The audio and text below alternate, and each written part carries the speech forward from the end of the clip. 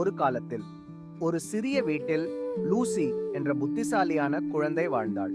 ஒவ்வொரு இரவும் லூசி பரந்த மாயாஜால வானத்தில் மின்னும் நட்சத்திரங்களை பார்க்க விரும்பினாள். அவற்றை அருகில் பார்ப்பது எப்படி இருக்கும் என்று அவள் கனவு கண்டாள். ஒரு இரவில் வானத்திலிருந்து ஒரு பிரகாசமான நட்சத்திரம் விழுவதை லூசி பார்த்தாள்.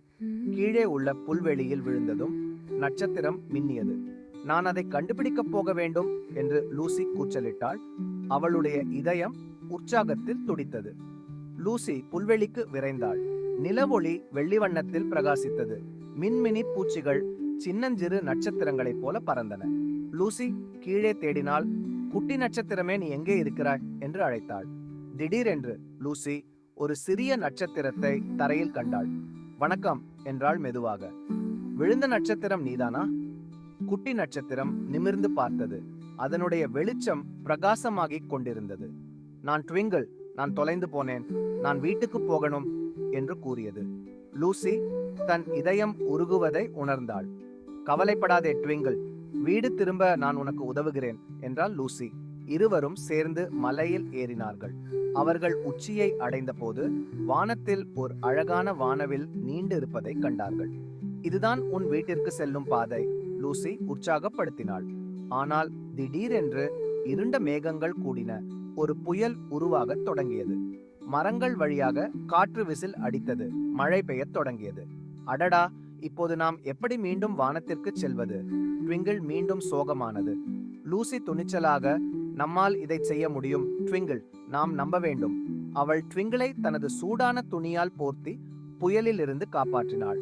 பயப்படாதே ட்விங்கிள், நாம் ஒன்றாக இருந்தால் சுலபமாக இந்த சூழ்நிலையை சமாளிக்கலாம் என்று கூறினாள்.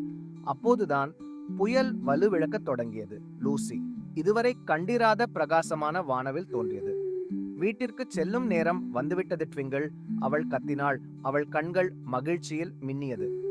உற்சாகத்துடன் லூசி ட்விங்கிளை வானத்தில் விடுவித்தாள். நன்றி லூசி என்று கூறிவிட்டு ட்விங்கிள் மேலும் மேலும் மேலும் உயர்ந்து தனது நட்சத்திர நண்பர்களுடன் மீண்டும் இணைந்தபோது கூச்சலிட்டார்கள். ஒன்றாக அவர்கள் இரவில் அற்புதமாக பிரகாசித்தார்கள். அன்றிரவு முதல் லூசி எப்போதும் ட்விங்கிளுடனான தனது சாகசத்தை பற்றி தன் நண்பர்களிடம் கூறுவாள். நீங்கள் இரவு நேரம் வானத்தை உன்னிப்பாக பார்த்தால் மற்ற அனைத்தையும் விட ட்விங்கிள் பிரகாசமாக ஜொலிப்பதை காணலாம். அதுதான் என் நட்சத்திரம் என்று லூசி புன்னகையுடன் கூறுவாள். அவர்கள் எப்போதும் நண்பர்களாக இருப்பார்கள் என்பதை லூசி அறிந்திருந்தாள். துணிச்சல் பல வடிவங்களில் வரும் என்பதை லூசி இதன் மூலம் அறிந்தாள்.